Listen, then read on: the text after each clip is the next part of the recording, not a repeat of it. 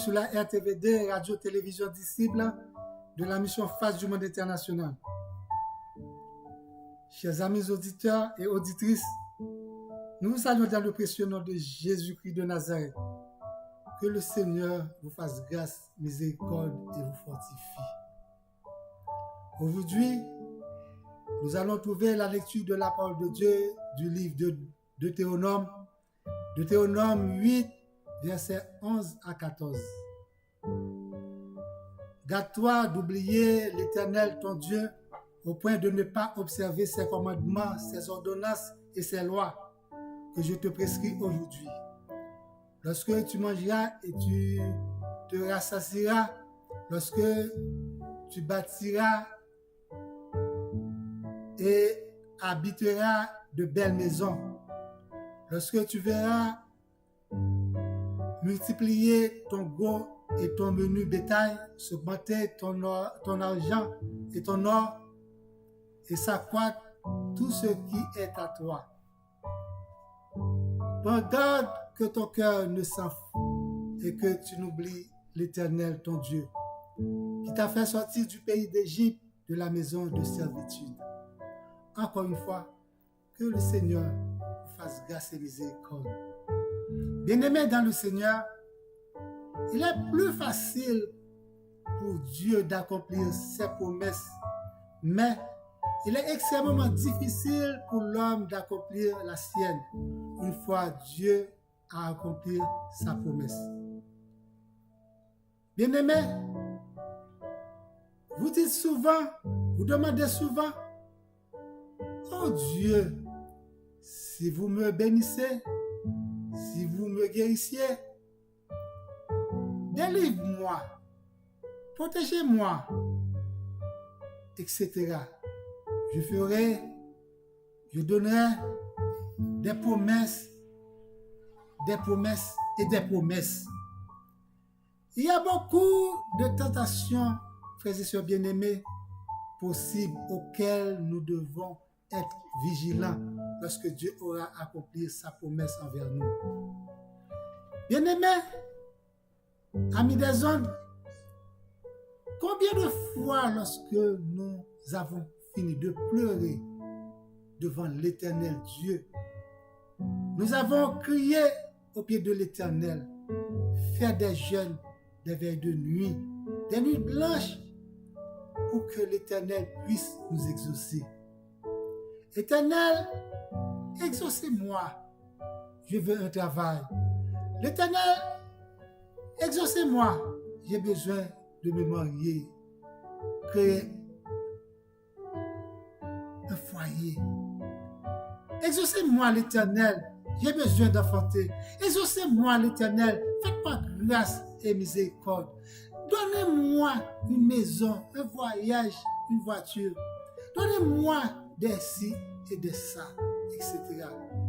Quand l'Éternel finit de nous délivrer en nous accordant les délices de nos cœurs, maintenant, quelle est notre attitude? Quelle est notre tâche envers l'Éternel? Quelle est notre tâche envers l'Éternel quand l'Éternel finira de faire ces choses-là? Quelle est notre attitude? Souvent, la délivrance et la libération nous amènent loin de Dieu que nous approchons de lui. Au contraire, la délivrance et la libération devraient nous approcher près de Dieu. La délivrance et la libération devraient nous faire venir proche de Dieu. C'est pourquoi l'Éternel prend toujours ses dispositions et nous recommande pour après avoir fini, nous bénir, nous délivrer et libérer. L'Éternel nous recommande les bonnes attitudes après qu'il finisse nous bénir, parce que ses bontés ne sont jamais épuisées. Elles se renouvellent chaque matin. Et aussi, ses projets sont des projets de paix et non de malheur. Alléluia. Jean 10, verset 10. Je suis venu afin que mes brebis aient la vie et qu'elles soient dans l'abondance. dans l'abondance dans le mariage, dans l'abondance de la santé, dans l'abondance dans l'économie, dans l'abondance de paix, de joie, de bonheur.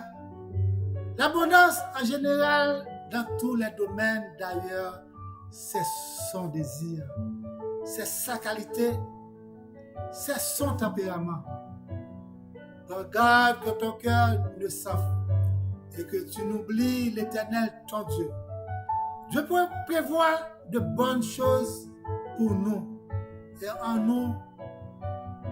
Quelles sont nos attitudes envers lui? Quelles sont nos attributions? Quels sont les devoirs envers Dieu quand Dieu a fini de nous bénir? Jésus-Christ dit dans le livre de Matthieu 7, verset 11, « Si donc méchants comme vous l'êtes, si vous savez donner de bonnes choses à vos enfants, à combien plus forte raison votre Père qui est dans les cieux donnera-t-il de bonnes choses à ceux qui les lui demandent? » Vous n'avez pas besoin d'être membre d'une assemblée. Vous n'avez pas besoin d'être membre de quelconque d'église pour que Dieu vous fasse grâce et miséricorde. Je répète, vous n'avez pas besoin d'être membre d'une assemblée, chrétienne ou pas, pour que Dieu vous fasse grâce et miséricorde. Matthieu 5, verset 45. Afin que vous soyez fils de votre Père qui est dans les cieux, car il fait lever son soleil sur tous les méchants et sur les bons. Et il fait pleuvoir sur tous les justes et les injustes. C'est afin que vous soyez fils de votre Père qui est dans les cieux, qu'il fasse lever son soleil sur tous les méchants et les bons. Et il fait pleuvoir sur tous les justes et les injustes. Après cela, quelle est votre attitude envers l'Éternel? Quel est votre devoir envers Dieu? Quelle est votre attitude, frères et sœurs bien-aimés?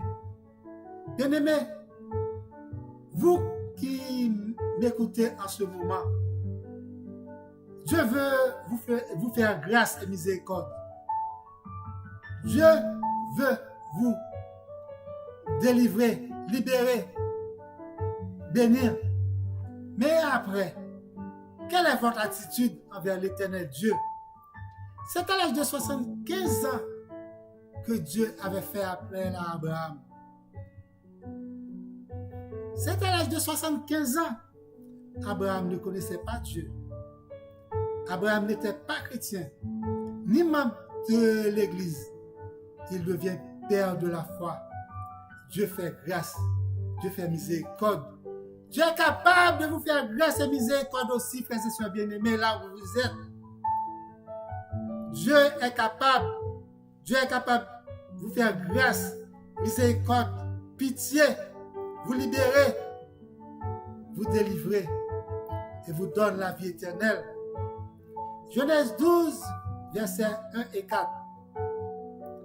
L'Éternel dit à Abraham, va-t'en de ton pays, de ta patrie, de ta maison, de ton père, dans le pays que je te montrerai.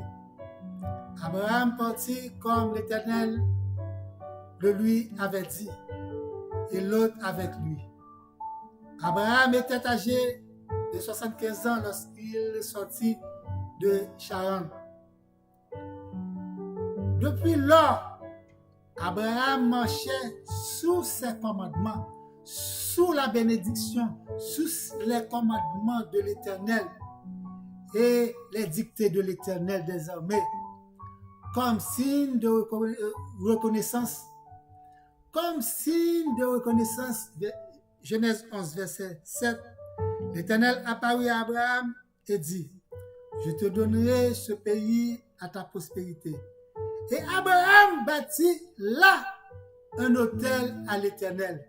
Et Abraham bâtit un autel à l'Éternel qui lui était apparu. Tellement ils ont de francs paroles. Un jour, l'Éternel allait détruire les villes de Sodome et Gomorrhe. Genèse 18, verset 17. Alors l'Éternel dit à Abraham, cacherai-je à Abraham ce que je vais faire? Ami des hommes, c'est parce que Abraham était reconnaissant envers Dieu.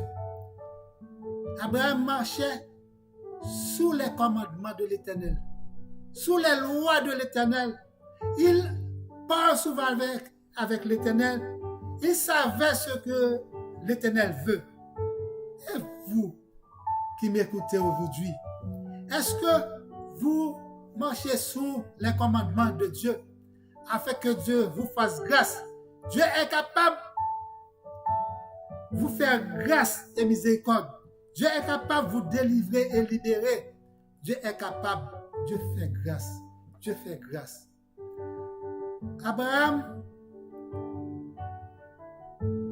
était loin de Dieu. Mais même si vous êtes loin de Dieu, Dieu est capable de vous choisir et faire grâce. Amis des ondes et auditeurs, après avoir fini d'être béni, délivré, quel grand signe de reconnaissance envers l'Éternel. C'est une question posée. Quel grand signe de reconnaissance envers l'Éternel aujourd'hui. Lorsque tu verras multiplier ton gros et ton menu bétail, s'augmenter ton argent et ton or, et s'accroître sur ce qui est à toi, prends garde que ton cœur ne s'enfle et que tu n'oublies l'Éternel, ton Dieu. Bien-aimé, Dieu fait grâce. Moïse savait qu'il avait une promesse sur sa tête. Oui, bien-aimé, il a précipité les choses en tuant un Égyptien. Et passé 40 ans se cacher chez Laban, et après l'Éternel fait grâce à Moïse. L'Éternel peut vous faire grâce dans n'importe quel état que vous soyez. Dieu est capable de vous faire grâce et miséricorde. Dieu est un Dieu miséricordieux. Dieu est capable de vous faire grâce. L'Éternel fait grâce à lui pouvoir faire sortir le peuple d'Égypte en esclavage. L'Éternel a choisi Moïse, là, après avoir passé 40 ans. 40 ans. C'est comme que Moïse était dans une école d'apprendre à paître les brebis. Il avait appris un métier. Il est venu berger. C'est là qu'il a appris à mener un peuple. C'est à l'école qu'il était allé. L'Éternel l'a choisi malgré qu'il a tué un Égyptien.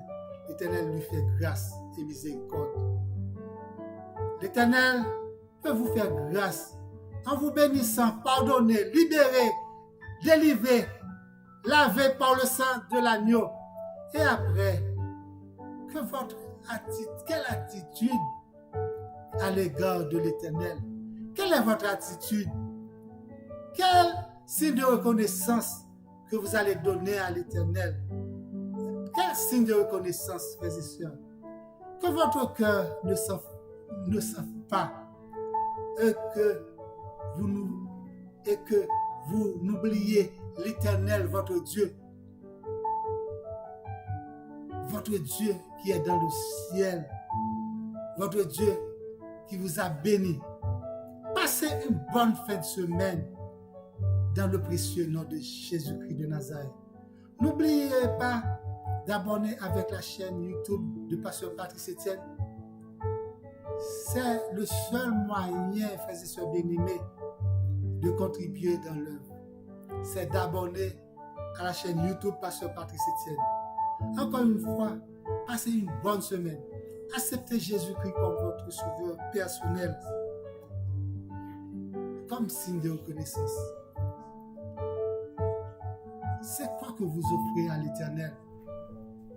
Quel est votre signe de reconnaissance à l'Éternel? Soyez reconnaissant et acceptez Jésus-Christ comme votre sauveur personnel. Encore une fois, la paix de Dieu vous soit. Alléluia. Et c'est avec la paix de Dieu. I love you de tout cœur.